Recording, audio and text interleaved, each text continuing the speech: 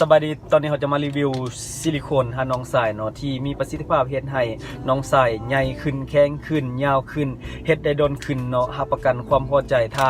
บ่เห็นผลยินดีขึ้นเงิน 100% เนาะบัดนี้เขาจะมาเบิ่งรายละเอียดตัวสินค้าถ้าเขาแกะออกมาก็จะเป็นแบบนี้เนาะแกะออกมาแล้วจะเป็นแบบนี้ซิลิโคนมีความหดยืดสูงเนาะตัวนี้เอาไว้หัดน้องสายโดยเฉพาะเป็นซิลิโคนหัดน้องสายเนาะซึ่งว่ามีหลายสีมีทั้งหมด5สีเด้อตัวนี้เป็นซิลิโคนหัดน้องสายเฮ็ดให้น้องสายนี่ใหญ่ขึ้นแข็งขึ้นยาวขึ้นและเฮ็ดได้ดนเพราะว่าน้ำจะแตกซ่าเนาะซึ่งว่าวิธีการใส่ก็ง่ายๆเนาะปล่อยให้น้องสายเฮาขึ้นเนาะแข็งโตเต็มที่หลังจากนั้นเอาซิลิโคนตัวนี้มาซุบใส่น้องสายให้ถึงกบ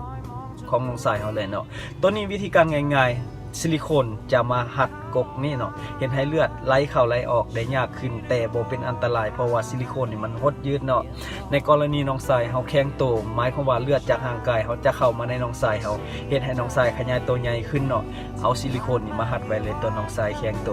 และเลือดมันจะไหลกลับยากแต่บ่เป็นอันตรายเพราะว่าซิลิโคนมันยืดได้เนาะนี่คือวิธีการง่ายๆฉะนั้นจึงเฮ็ดให้น้องสายแข็งโตและก็ใหญ่ขึ้นยาวขึ้นและก็เฮ็ดได้ดนเพราะว่า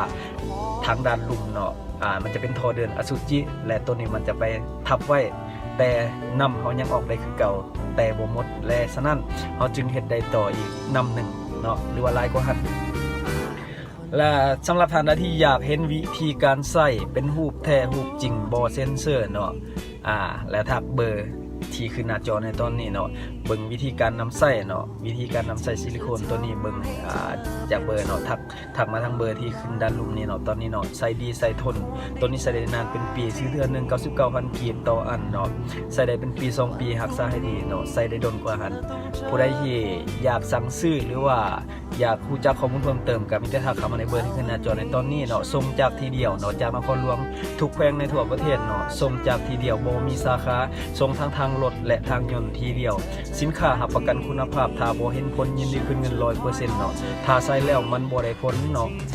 ยินดีขึ้นเงิน